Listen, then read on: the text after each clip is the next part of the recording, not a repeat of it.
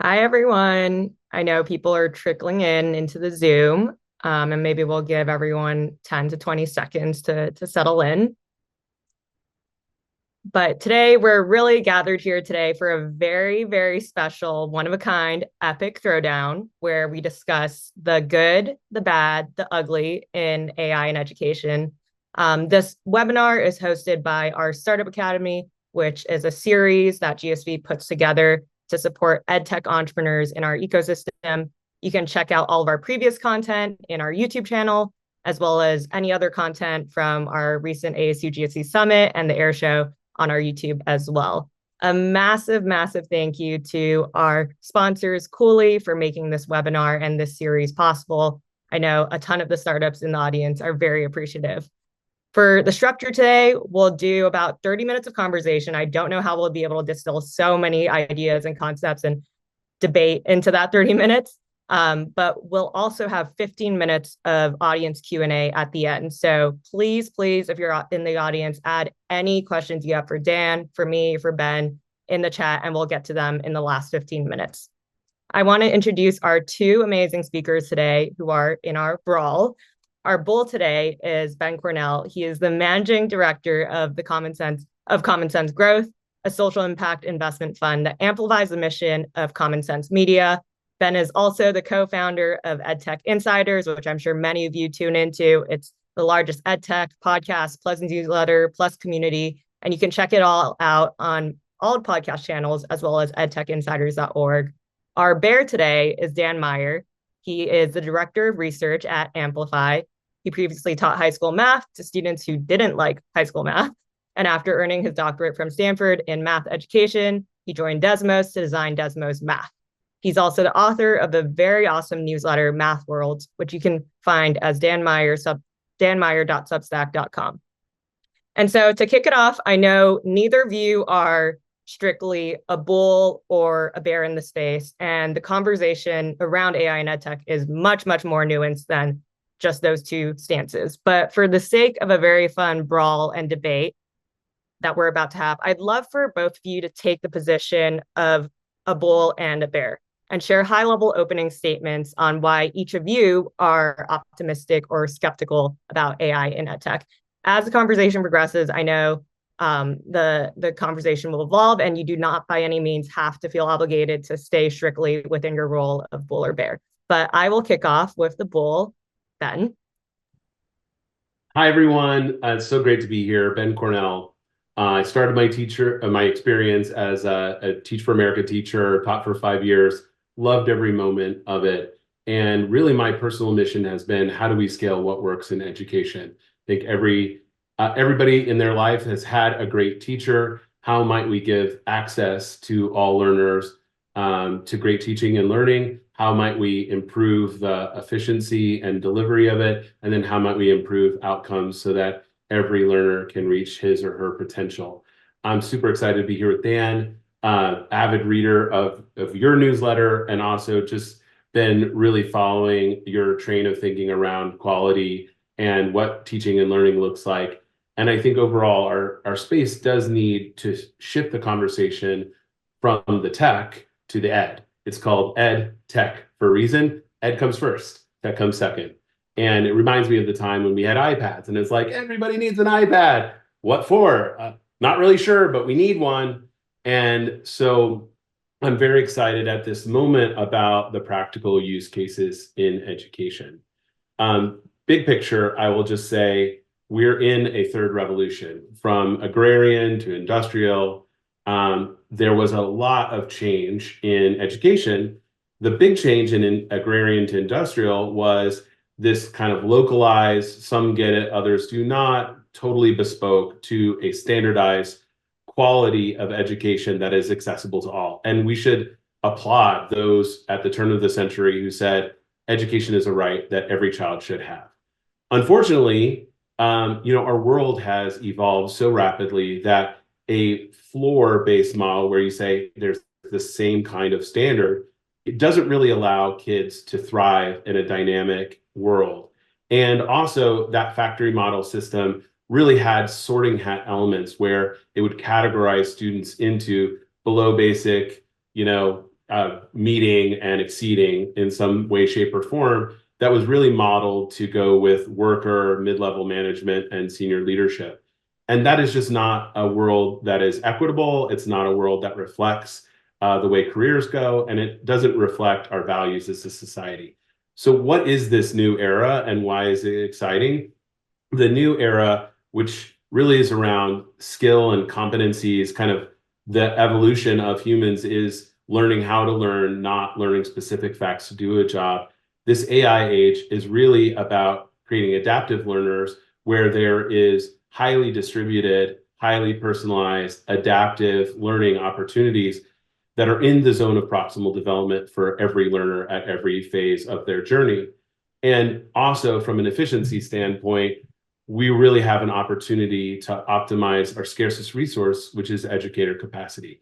So how might we take the challenge of a teacher shortage crisis and turn that into an opportunity to really leverage the humans to do what they most uniquely do and allow technology to automate tasks? And that automation of, rote tasks is actually what technology has been doing for a long, long time, even when you go back to the agrarian era. So that is a throughput. Where I'm most excited about technology is 5 areas, and then there's a couple that I'm studying. One is assessment. Ultimately, if we change assessment, we change what the system does. No Child Left Behind taught us that actually systems of assessment can dramatically change how teaching and learning works. And now we have the opportunity to have adaptive real-time assessment that is instrumented through technology tools powered by AI in a way that is supportive of educators and learners. Number 2 is educator efficiency. That can be anything from lesson planning and grading, but it's this amount of the teacher work time that can be condensed to enable them to do the more human tasks. When I was teaching, I remember I would assign a 10-page essay. I have 150 students. That's 1,500 pages that I'm going to have to grade, and my turnaround time would be so long that the feedback would be irrelevant. The third thing we're excited about is learner practice. So right now, AI is not very good at teaching novel concepts, introducing a new learning standard or creating the initial why behind the learning. But in terms of going to the learning gym and getting the reps, doing math practice, doing reading practice, writing practice, there is a lot of extensibility of the tech to help kids build those muscles. And so we're seeing a bunch of examples we'll talk about today. Fourth is around data infrastructure and insights. And what we have in education systems is a lot of data. But unfortunately, only 5% of the data is structured data that's easy to assess. Those are test scores and so on. We have all of this other data that is a student poster on the wall or a dialogue between 2 students that is very hard for today's instruments to capture. But there's an opportunity with AI, which is really good at capturing unstructured data and turning it into structured data. And then separately, we have all these data systems that don't talk to each other. It's apples and oranges. And now we have a technology that's really good at organizing data so that it's interoperable. So now we can have oranges and oranges talking to each other and creating data insights. And then the 5th is parent to school engagement. I'd actually say this is the area where I've been most under-impressed. But in terms of what we learned in COVID is that parents and educators are a great team in supporting learners. And there's an opportunity for us to build bridges, whether that's across language divides, whether that's information flow, whether it's advice. I think there's an opportunity for parents to be a greater part of our system.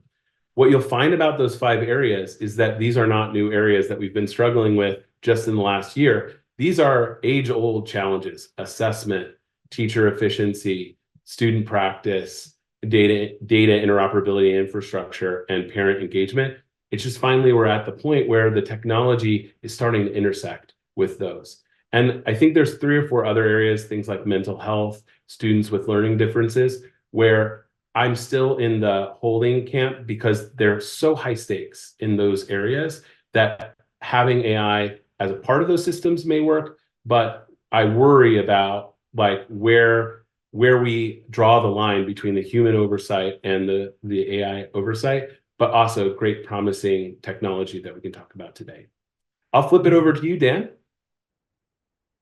Right on. Let's go. Thanks, Ben. Appreciate your comprehensive work with EdTech Insiders as well, keeping us all updated and informed on things in this space. I'm coming to you folks as a lover of mathematics and its depth and creativity, of teaching and that unique relationship oriented around learning and a student's personality as well.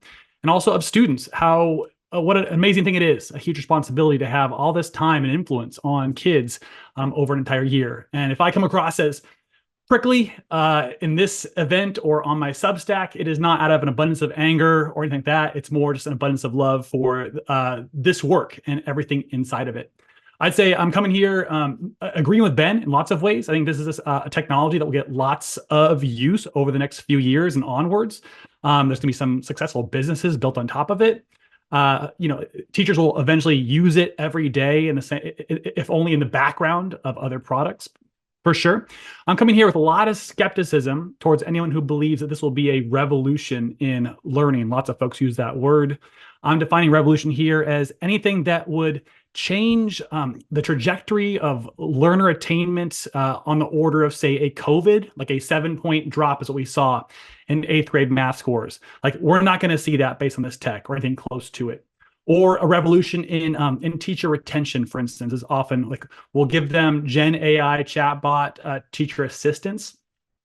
We are also not going to see this. This is not the answer to our teacher shortage concerns, and perhaps Ben and I can unpack that later. My reasons for saying this is that Gen AI is one of a series of technologies all oriented around personalized learning, quote unquote, technologies that include as far back as, movies, film reels, TV, the radio. Certainly YouTube was promised to be like you can watch your own YouTube video you want to watch. You can get auto-graded exercises, which will tell you the next video to watch. All of these technologies, including Gen AI, which is for sure the best, most polished, most interesting new rendering of those technologies, they've all been built on the same faulty ideas about what education is and requires. And I perhaps some of you share these ideas. You might disagree with me, but some of those faulty ideas include things like schooling is about cognition primarily. That's false. Schooling is as much about socialization and learning to be a human being. Other ideas include, for instance, that students are interested in spending extended periods of time with them and their laptops doing different things from their peers. Time and again, we saw this throughout COVID. Time and again, we see that students are much more interested in doing things socially.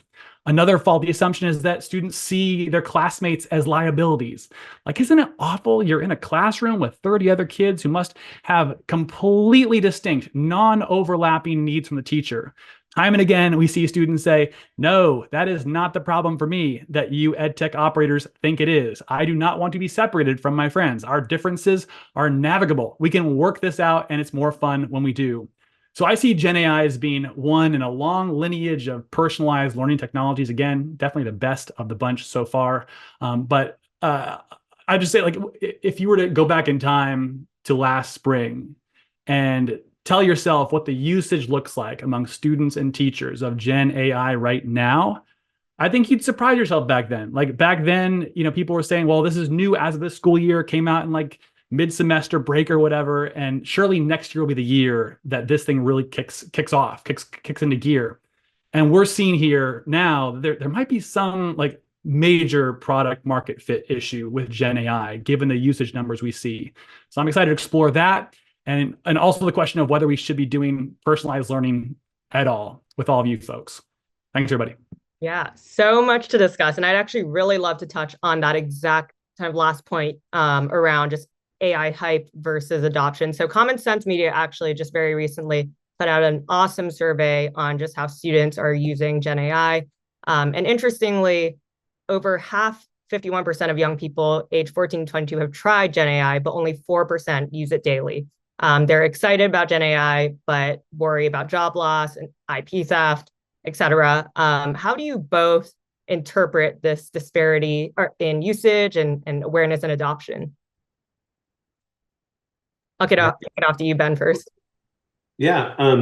Well, first, I don't think I would love to dialogue a little bit about personalized learning, in part because I think there's a confusion between individualized and personalized. And modes of instruction for personalized learning include whole class, small group, individual, near peer, and the best models that pedagogically foster learning use all of those modes of instructions, and therefore the best ed tech following ed again, really enables those situations and supports those situations.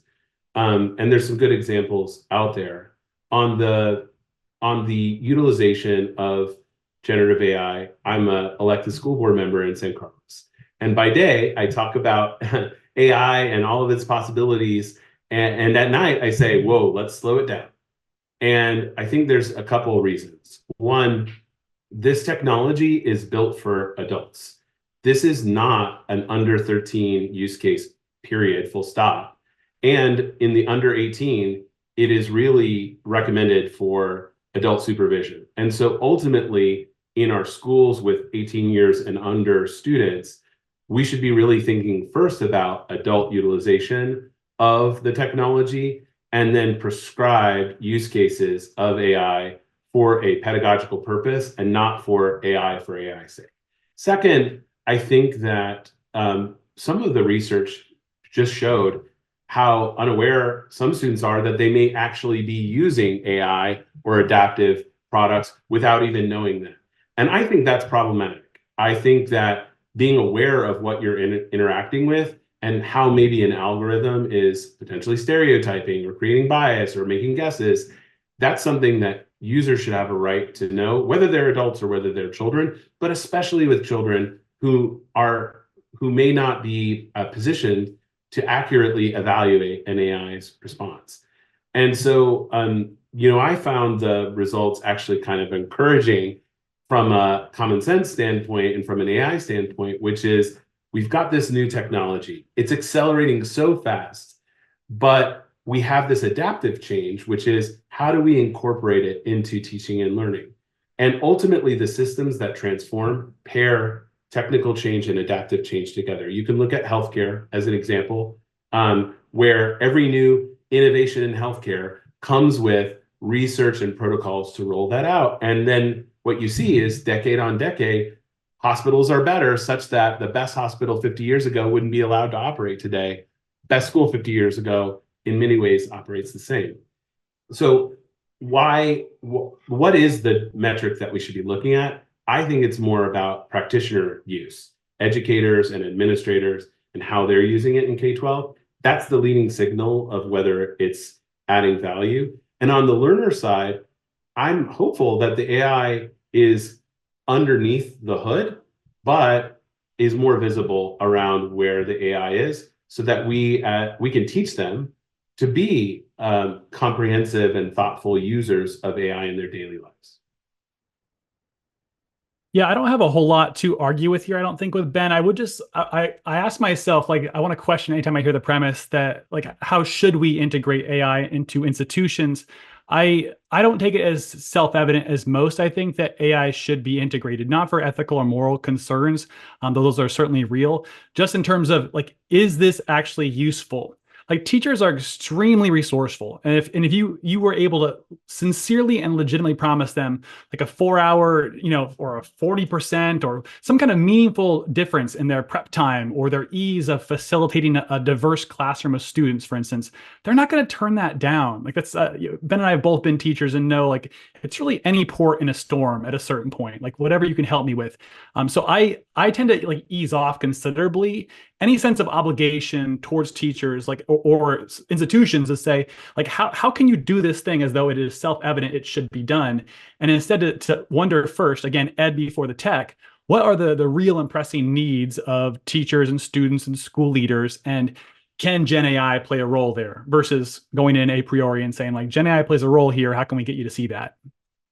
Yeah, I almost feel like that ties into, you had a piece a couple of weeks ago talking about how a lot of ed tech platforms just, their positive results are based off of about 5% of the students. And a lot of times they blame students for not engaging enough with these ed tech products. And there's almost kind of this mirroring view that we have to put the burden on teachers to upskill themselves on you must use this AI tool. So curious how you all are thinking about kind of that institutional change management but also thinking about the ways that AI might continue to exacerbate this kind of skew in existing inequities in edtech platform usage.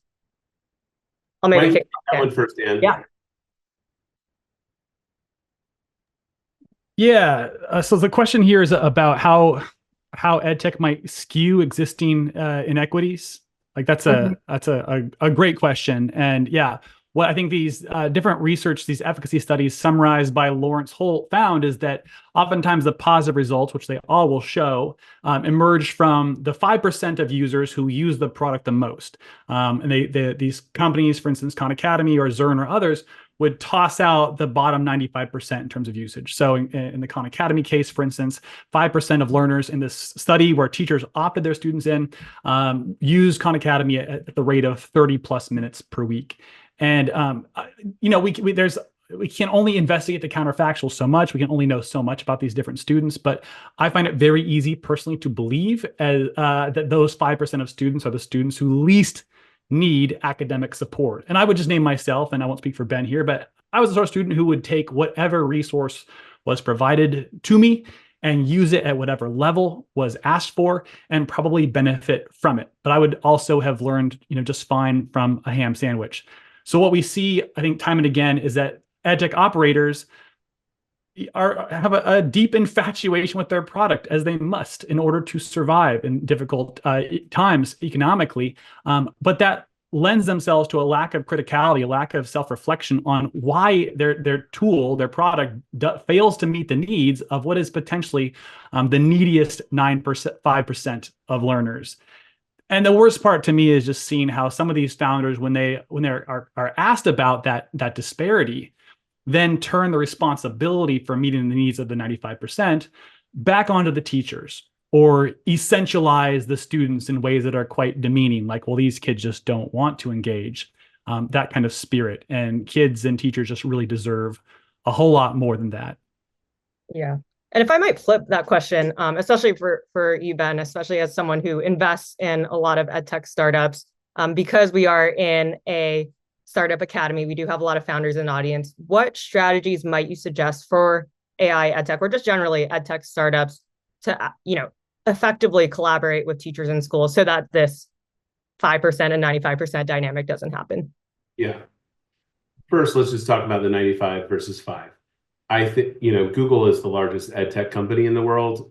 It's a rounding error for Google, but let's be real. Edtech is more expansive than the narrow set of things that Lawrence, who did a great investigation, was looking at. And I think in particular, what Lawrence published is relevant to the tutoring industry and this idea that an AI tutor is going to solve all problems. And I think we who've been in the space understand that tutoring does not occur with an open blank where you say, I want to learn this today, and it teaches you something. That's literally not how tutoring works. Tutoring works with an educator who understands what a learner needs to work on, collaborates with that learner, and comes up with a plan. And the opportunity for AI is extending the surface area for practice, but it is not to displace the educator or the tutor in that. Coming back to how educator edtech companies should think. Cover your ears, Claire. But one thing is they should ignore their investors and invest in professional development and implementation support. And by the way, there are plenty of studies that show professional development is a waste of money and time too. But what I've seen and what I think there are good case studies is when you pair your technology with good implementation and support and alignment, vertical alignment with the administrator, the teacher, and the learner, you can have meaningful outcomes. And so in my expansive definition of edtech, I would also include curriculum companies like Amplify, for whom, as Dan, you commented before, it's table stakes to make sure things are implemented well. Those are actually really good examples of things that have shifted access to high quality content, have enabled better long-term engagement, and ultimately better outcomes. And we've got to double down on that. Now, why is it a good business decision? Well, I think one thing to realize is 80% of our spend in districts is on human beings. About 10% is on facilities. So we're really just talking about this last 10%. And a meaningful part between 4 and 8% is spent on professional development and curriculum, and 1% is spent on tech. And so if you're trying to sell your EdTech tool as a software tool, you're just really going in at that 1% level. But if you're able to be connected with core learning, or you're being able to connect with professional development, there's actually real revenue there that behaves like recurring revenue, because we as school leaders know, we have to invest in rolling out our products. The last thing I will say is the current market is a recession market. We are all, in my school district and districts across, it is not more is more. Less is more right now. We want coherence, and these bottoms up sales strategies where you're doing freemium product adoption, you're getting the 5% of students finding value. You're also getting 5% of teachers who are finding the value. You're not finding ways to be valuable to all educators often in those bottoms up motions. And obviously there's some good exceptions where there's school-wide adoption, but you need to have a vertical alignment too, where you're working with the school leaders to say, what are the 5 priorities of the school? There's only so much schools can take on, in addition to serving everybody lunches, in addition to providing transportation, in addition to being a community center. So I just would say, invest in services. It's time. Yeah. I'd love to add on to that there from the operator side. Like I helped build up Desmos Classroom, acquired by Amplify, as a product that has an extremely high NPS, high retention scores, high retention rates. And I would just say that key to that success, a lot of different things, many authors, but we hired very well. We had people who are product people, specialists, CTOs, CAOs. We had educators and designers and eng all under one roof, all with a lot of respect for one another's disciplines, but also a lot of good instincts about them as well. So we hired engineers who were former teachers who had CS backgrounds at times. That was extremely key. And I see right now, especially with AI edtech startups, where the tech demands are so high, higher than, say, like just kind of the full stack apps of yore, that a lot of the founders have just extremely technical backgrounds, a lot of passion for what they think education is, but are just sorely in need of some ballast on the teaching experience side. As an assessment, I would just say, ask yourself as a founder or a leader, like, do you know the answer or have your answer to these questions, like in muscle reflex memory? What makes teaching effective? What makes learners feel good in their education? What makes teachers feel powerful? If you can't answer those, there's more learning that needs to happen for you and your team. That is both of you have highlighted very important points. As a venture investor, I'm generally biased towards answering the question, what does the world look like if all of this does go right? And we've talked a lot about where this could go wrong, and there are definitely more questions than answers right now. But similar to a lot of the Q&A from the audience, it looks like they'd love to hear, what do you both see as opportunities in the space, and what's actually getting you excited and looking forward to the future of AI and EdTech? I'll hit this one first. That's all right, Ben. I got a relatively short answer. You've seen so much of the space. Love to hear what you have to say about it. But I have just like I might be wrong, but a very clear, well-developed for me answer to what is the work of teaching, which is to invite from students what they have brought with them to school and then help them develop it. And the deal is that in any class of 30, there are just some really interesting and rich and differently formed ideas about what's going on. And when the teacher successfully invites that from students, students feel warm and at home. It feels hospitable. They are engaged. But then the teacher has this job of taking all these interesting ideas which aren't neatly captured by a frequency distribution graph of multiple choice responses. Like they're loosely formed, and then to make meaning out of that. And so when you think about, like, how do I take 30 thoughts and find their commonalities, think about what question will be best next, think about who are different exemplars of these different clusters of ideas, thinking about which students haven't been called out recently for having a really interesting idea, who might benefit from feeling called for doing something right. I start to see a lot of possibilities for advanced technologies like Gen AI or other kinds of AI to help teachers make sense of what is going on in the average classroom. Yeah, just to build on that, I would put a word on what Dan was talking about, which is assessment, and really finding a way to enable better and more dynamic assessment. And I talked a little bit about this earlier. First, from an impact standpoint, we measure what matters most to us. And when No Child Left Behind was launched, in my classroom and in my school, we went from English, history, science, math, arts, band, electives to 3 periods of English and 2 periods of math. My instruction was, you have these far below basic kids and below basic kids. Get them up one more rung. And even more fine-tuned than that, I was given a spreadsheet of those who were considered cusp. Teach to those learners. So as much as I think we can throw shots at AI and what it can or can't do, continuing with our status quo system is also untenable, and we need to be investing in adopting new strategies. And that's why I believe assessment is at the root of all of this. If we change what we measure, we will not only create direct change, but indirect change, where educators can do a lot of the strategies Dan was talking about to show competency-based learning, to do more dynamic work in a learner zone of proximal development, or their groups or their classes zone of proximal development. And if you look at healthcare and that history that I talked about with adaptive and technical change, what preceded that?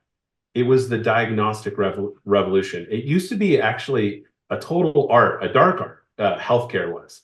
But once there was this ability to look under a microscope and analyze someone's blood and then send those labs and get it back in 24 hours, you have a know, do, reflect dynamic that allows for constant diagnosis and constant testing.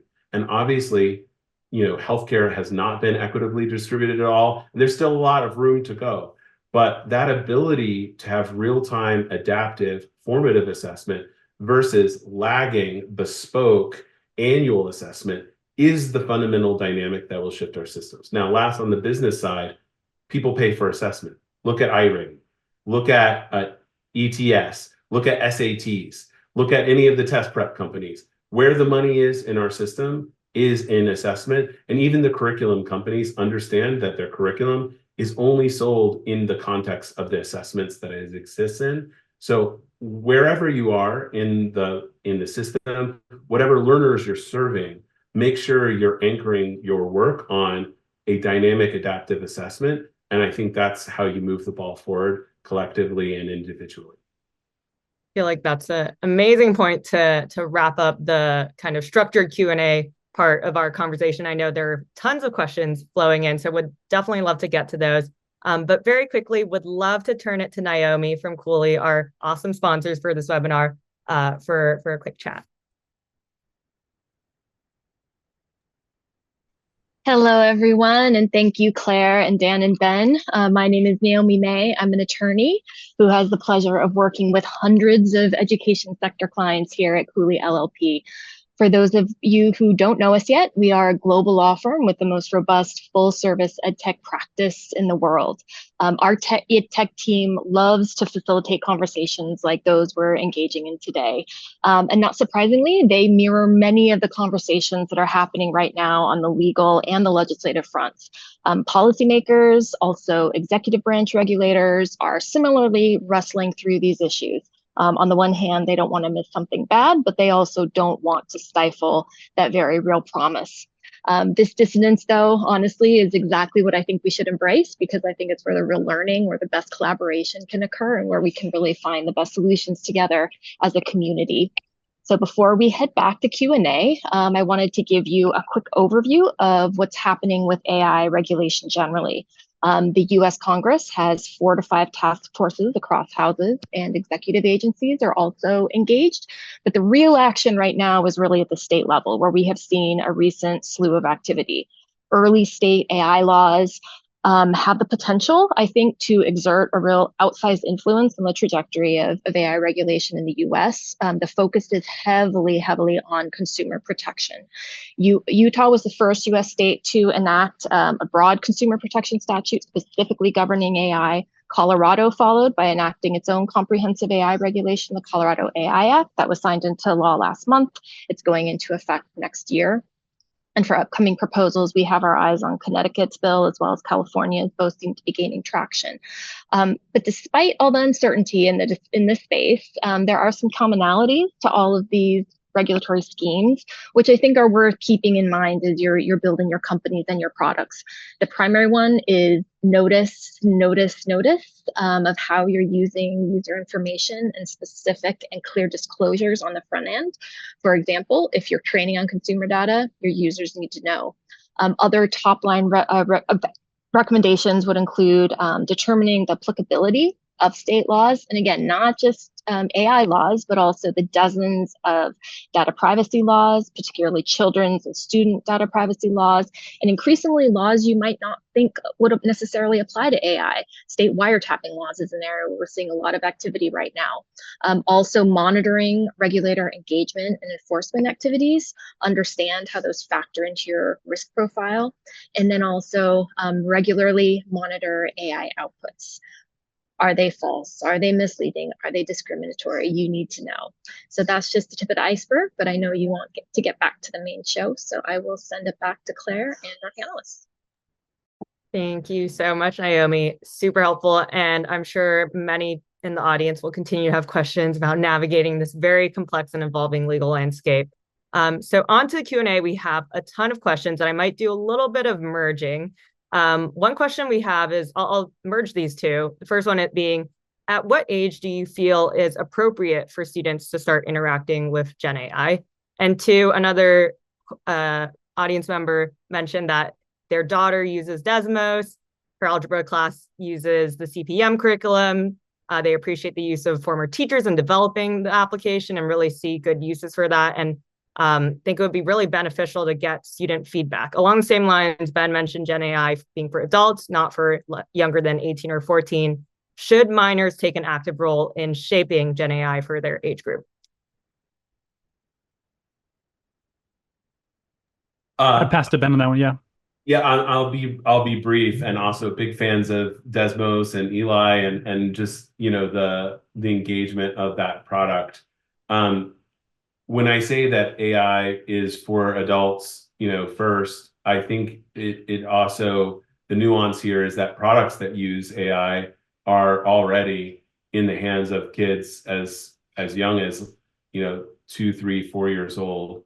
And at Common Sense, we really recommend that parents push off screen time in general, like digital products, as long as they can. But now that we have omnimodal, you also have like voice activated products.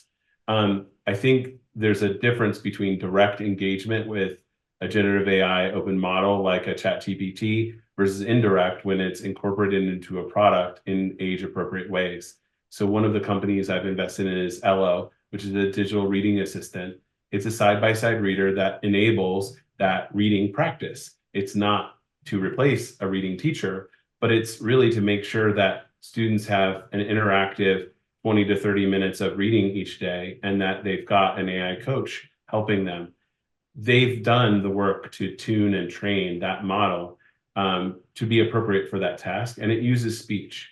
And so, I'd say when I talk to parents, when I talk to educators, I think one, we have to acknowledge the reality that kids are going to be engaging in digital tools that have AI, but two, that we as adults can do a lot to understand the intentionality in which it's used and the frameworks that both unlock features and capabilities and those that restrict.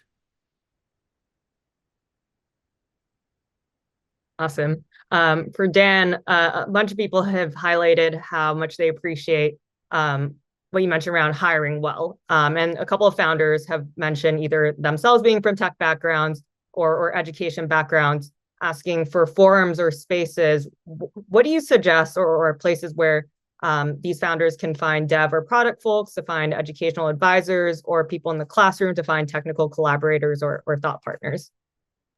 I think the best thing that these people can do is to seek to volunteer and provide immediate value in classrooms near them. Odds are very good that if you're a technical founder or a founder in general, or just a college graduate, that your own experience in schools mirrors the experience of your target user very little. Like they could not be more dissimilar. So getting into classrooms that speak more towards the 95% of students and teachers out there would be my first recommendation. And what we found is that when teachers feel like you understand their needs, when you feel like they feel like you're building tools not just to make their life easier, but to make them more powerful, to help them do better the work that they want to be doing. But they tend to flock and gravitate towards you and offer themselves willingly as collaborators. So the first job is to understand what their work is in order to support them better. Yeah. And on the note of, engaging with schools, some of the audience members are from K-12 environments. They're mentioning how schools are struggling a ton with funding, partly obviously due to ESSER funds expiring and enrollment generally going down. With the advent of AI, do you all think that schools and districts should receive funding targeted for responsible use for AI through training and products? And how can district leaders best engage with the tech innovators in this space? Yeah, I'll jump in on that one as a school board member and so on. I think it would be a mistake to provide funding for AI. I think it would be great to provide funding for new modes of assessment or new modes of learner practice or new modes of engaging parents. I also think that when I talk about technical and adaptive change, the way we socialize innovation in education is not everybody adopts overnight, or it's not we throw a huge contract together. We do pilots and we are learners as educators, and then we understand how in our context we would implement that. Why I'm so optimistic about AI is in part because the ability to deliver some solutions, we can instrument things in ways that we never have before, but also we can operate our organizations or deliver those tools at a much lower cost. So one of the cost barriers that all schools are dealing with is ESSER funds are gone, enrollment is down, and our cost basis is higher. So if you can provide the same or better value for a tenth of the cost, schools and districts are interested. And then on the kind of role of the federal government or the role of states or funders, I think we need much more work around frameworks for evaluating tools. And this is probably an area where Dan is a leading advocate for efficacy and evidence to support procurement. Right now, I literally know everything about EdTech. Like I'm in EdTech Insiders, and we have votes to adopt products, and I don't know whether it's effective in our schools or for our learners. And I'm like experiencing like a sales process where I should have all this inside information, and it's still incredibly opaque. So guidelines around what to use, what not to use, what questions to ask, what does quality evidence look like, what is it not? So throwing money at this problem writ large, or throwing money at AI specifically, mistake. Throwing it at the areas we want to improve, and then figuring out how AI might intersect, that is a good idea. Yeah, hard agree. Just that we are way too early to earmark funds for this particular solution. Like it needs to be proven out through efficacy studies, self-funded by the corporations or funded by the government, the NSF or philanthropic foundations will be fine. But funding problem spaces sounds like a great move here, and specific solutions is premature. I'd be pretty shocked to see that pushed through. Yeah. And then I think we have a question from one of the audience members that mentioned that, as Ben says, we measure what matters most to us. And one thing that matters to a lot of communities and families is kids' social and emotional wellness and skills, the social learning that Dan, you referenced. And that currently it feels like there aren't really great measures of those skills, not just environment. And it seems like there aren't great tech solutions for this. So the question is that due to neglect, or is that just fundamentally impossible for tech? And can AI come in here? Well, I think that there are some decent measures here where RAND did a study commissioned by the Gates Foundation about personalized learning implementations nationwide, huge study. And they had a really solid set of measures looking at student social development, asking them, like, do you know an adult here? Do you feel like a valued member of your community? How safe do you feel? Items measuring those constructs, I'll go back and look at those, and especially look at the finding that in the personalized learning schools, where, to Ben's point, it involves more than tech, but certainly heavy usage of technology in this way, that students had diminished feelings of social development, of belonging, of safety in those environments. And there are examples of technology that support the social unit. Like, our technology is not designed for sustained periods of one-to-one device usage. When students are on those devices, what they are thinking about goes to the teacher, ideally to support a conversation in the whole class where students see one another's value in that conversation. There's other kinds of models that support that. So just like I'd agree that these are both very important, and also just to say, hey, some stuff is already happening, has happened, and is happening. Awesome. And then I know we are slightly over time, but just the last one, and we've seen quite a few of these. For both of you, what are AI education use cases that have you excited, or ones that you love? And they might just be features or entire products. Very quickly, just 1 to 2 as we wrap up. Maybe Ben first. Sure. Well, I mentioned Ello already. I think Magic School is doing a lot to understand AI can do so many things for you in a school. You actually have a scatter plot of use cases and needs among educators. And so it's this ability to provide opportunities for every educator to find their entry point by leveraging AI for real problems that they have. And Adil is also an educator and a school leader founder. One that I'm really excited about is called Early Bird Learning. You might not have heard of them. They do dyslexia assessment for 3 and 4-year-olds. And what we had to do before is wait till children learned to or did not learn to read to assess them for dyslexia. We actually have the opportunity to eradicate dyslexia as a long-term issue for learners, because when treated at age 3, 4, 5, you can actually overcome all of the symptoms of dyslexia, and by working with students with those strategies. So it's a game-based, physical location, no reading required, but it uses some of the same kind of tech that like a Duolingo uses to really optimize the assessment of dyslexia and then provide supports. So that's one I'm super excited to have no more dyslexia in the world. Yeah, I would just jump quickly to say that there's a lot I like. I think I find myself a little bit unexcited by like lots of little chat GPT wrappers, point solutions to all these different problems that don't add up to more than their sum, their parts. That's my bias there. I do like TeachFX. I think they have a very strong idea about what teaching and learning is. I admire their clarity of vision.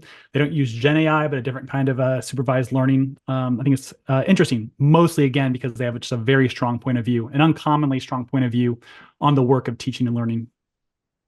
Awesome. And I know we are up at time and there are so many questions, but thank you both. Thank you, Dan. Thank you, Ben, for your time today. Thank you, Naomi.